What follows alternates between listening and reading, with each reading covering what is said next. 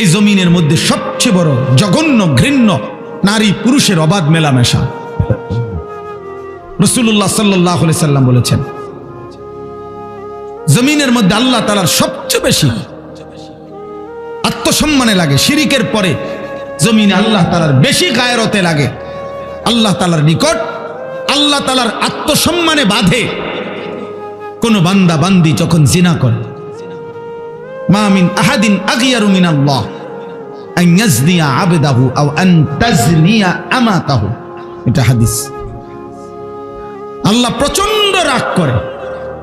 নালে একটা সহজ উদাহরণ শুনেন, এতটা রাগ করে আল্লাহ যে বেবিচারীকে আল্লাহ যেন বলে খবর লাগাও এই নাফরমান বিবাহিত কিনা, যদি বিবাহিত হয় পাথর মাইরা পৃথিবীর থেকে সরাই দাও, পাথর মারো, পাথর মারতে মারতে হত্যা করো। আর দেখো অবিবাহিত কিনা, তো প্রকাশ্য দিবালোকে মানুষের উপস্থিতিতে 100 করে চাবুকের বেত্রাঘাত করে। এই জন্য তাফসিরে নূর সূরা নূরের মধ্যে আছে, ইসলামী শরীয়তের মধ্যে জিনার শাস্তির চাইতে জঘন্য মারাত্মক কোনো শাস্তি নেই, বেবিচারের চাইতে বড় কোনো কি নাই, শাস্তি নাই।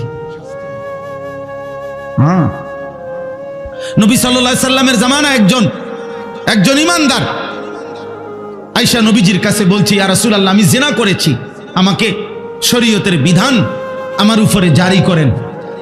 ইন্নী কাদ জানাইতু আকিম আলাইয়াল হাদ্দা, স্পষ্ট হাদিসের মধ্যে আছে। আব্বা শুনেন, ছেলেরা বাবা তোমরাও শোনো, নবীজি 3 বার ওই লোকটার দিকে তাকাইয়া বলছে, আবিকা জুনুন, আরে তোমার কি মাথার সমস্যা আছে নাকি, তুমি কি পাগল নাকি, পাগল তুমি, 3 বার বলছে। অর্থাৎ কোন মুসলমান ইমানদার জিনা করতে পারে, ব্যভিচার করতে পারে, বিবাহ বহির্ভূত নারীর সাথে হারাম কোন সম্পর্ক করতে পারে, এটা কি মুসলমানের জন্য সম্ভব?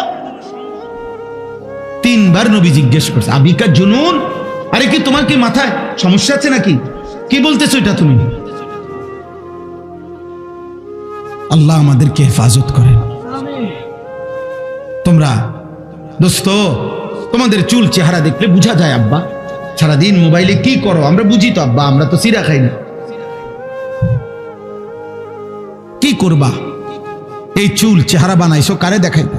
আল্লাহরে দেখাইতা, রাসূল সাল্লাল্লাহু আলাইহি সাল্লামকে দেখাইতা, কোন ইমানদারদেরকে দেখাইতা? বলো একটা ছেলে বলো ভাই, কাফের মুশরিকদের মতো যে চুল রাখছো কারে দেখাইতা? আল্লাহকে, নবীকে, আউলিয়াদেরকে, ইমাম সাহেবকে, মা বাপকে? বলো না তো কারে দেখাইতে এই চুল রাখছো? কোন নর্তকীকে দেখাইতে, কোন বেহায়া মেয়েকে দেখাইতা, অথবা তোমার বন্ধু নামের কিছু দুষ্ট শয়তান যে তোমার সমবয়সী গুনাহ আর পাপের মধ্যে মজা পায়, অথবা তোমাকে উৎসাহ দেয়, হ্যাঁ চাল দোস্ত পুরা দুরা। এই জন্য আর নয়তো কোন ভদ্র সভ্য বিবেকবান কোন মানুষ কি এটা পছন্দ করবে? বলেন ভাই, বলে ছেলেরা বলো ভাই, 365 দিনে খোদার 1 বছরে নামাজ একদিনও পড়লা না, ফজরের নামাজ, হায় হায় কবরে তুমি কেমনে যাইবা? গত 1 বছরে কোনোদিন 5 ওয়াক্ত নামাজ পড়লা না, তুমি জাহান্নামের আযাব কেমনে সইবা? মা সালাকাকুম ফি সাকার ক্বালু লাম নাকু মিনাল মুসাল্লিন, কোরআন শরীফের স্পষ্ট আয়াত। ফেরেশতারা জাহান্নামীকে জিজ্ঞেস করবে, হে জাহান্নামী কেন জাহান্নামে আসলা? খোদার কসম, কোরআন শরীফের আয়াত, ক্বালু লাম নাকু মিনাল মুসাল্লিন, ওই জাহান্নামী বলবে লাম নাকু মিনাল মুসাল্লিন, আমি নামাজি ছিলাম না, আমি নামাজি ছিলাম না, এজন্য আজ জাহান্নামে আসছি। কোরআন শরীফে আছে, আল্লাহ বলছে কাল্লা ইযা বালাগাতিত তারাকি ওয়া কিলা মান রাক ওয়া যান্না আন্নাহুল ফিরাক ওয়ালতাফাতিস সাকু বিস-সাক ইলা রাব্বিকা ইয়াওমা ইদিনিল মাসাক। নাফরমানের রূহ আজরাইল যখন টান দিবে তখন কণ্ঠনালীর মধ্যে আইসা আটকাইয়া যাবে।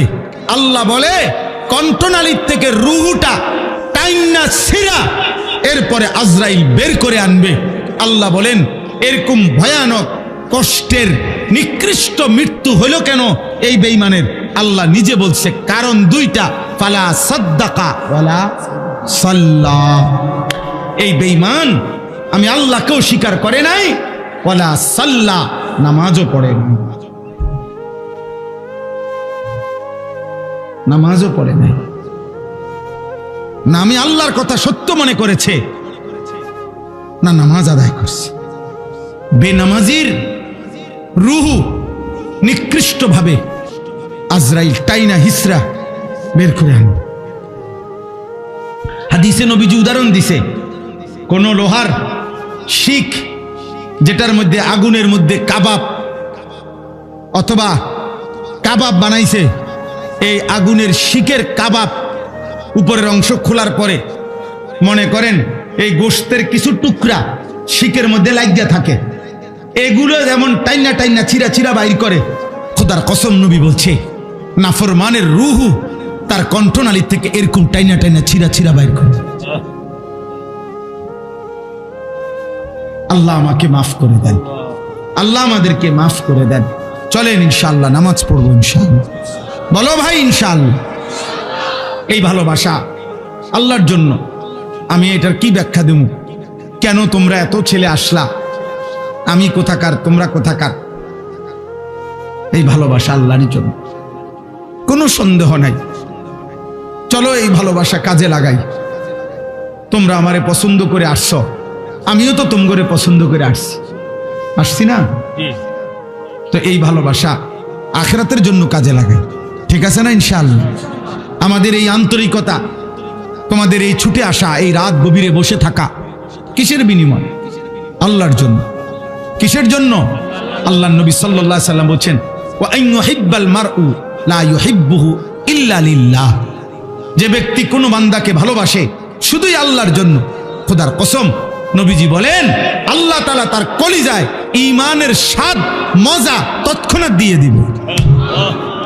ওয়াজাদা হালাওয়াতাল ঈমান, সে ঈমানের স্বাদ পেয়ে গেল যে একে অপরকে আল্লাহর জন্য ভালোবাসলো। কার জন্য? আল্লাহর জন্য। আল্লাহর নবী বলছে রাজুলানে তাহাব্বা ফিল্লাহ ইজতামাআ আলাইহি ওয়া তাফাররাকা আলাইহি। এমন দুইজন আল্লাহর বান্দা যারা একে অপরকে আল্লাহর জন্য ভালোবাসতো, আল্লাহর জন্যই দুইজন একত্রিত হইতো দ্বীনি কাজে, আবার দ্বীনি কাজ শেষ হইলে দুজন আলাদা হতো। এমন ভালোবাসার দুই ব্যক্তিকে খোদার কসম আল্লাহ তাআলা বলেন, নবীজি বলেন, আল্লাহ আরশের ছায়ায় হাসরের দিন ছায়া দান করবে, ছায়া দান করবে। হ্যাঁ, আল্লাহর জন্য, আল্লাহর জন্য। আল্লাহ আমাদেরকে তৌফিক দান করেন, আল্লাহ আমাদেরকে কবুল করে নেন। এই সূরার আয়াতগুলো এবার তর্জমা শুনেন, তাইলে কথা শেষ।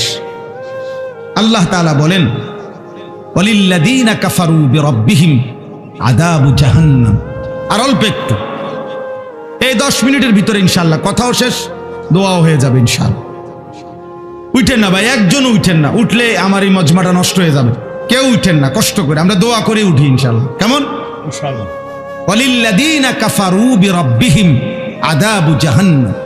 আল্লাহ তাআলা বলেন, যারা যারা তাদের রবের নাফরমানি করছে, কুফরি করছে, শিরিক করছে, কবিরা গুনাহ করছে, আল্লাহ তাআলা বলেন বেঈমান যদি ইমানদার না হয়, কবিরা গুনার মুরতাকিব, কবিরা গুনাহগার যদি তওবা না করে, আমি যদি মাফ না করি, তো এমন প্রত্যেক নাফরমানের জন্য নির্ধারিত রয়েছে আযাবু জাহান্নাম, জাহান্নামের আযাব। কিসের আযাব? জাহান্নামের, জাহান্নামের আযাব। প্রত্যেক নাফরমানের জন্য কি অপেক্ষা করছে বলেন না? জাহান্নামের আযাব। ওয়া বিসাল মাসীর। আল্লাহ বলেন আর সেই আযাব বড় নিকৃষ্ট ঠিকানা, জাহান্নাম বড়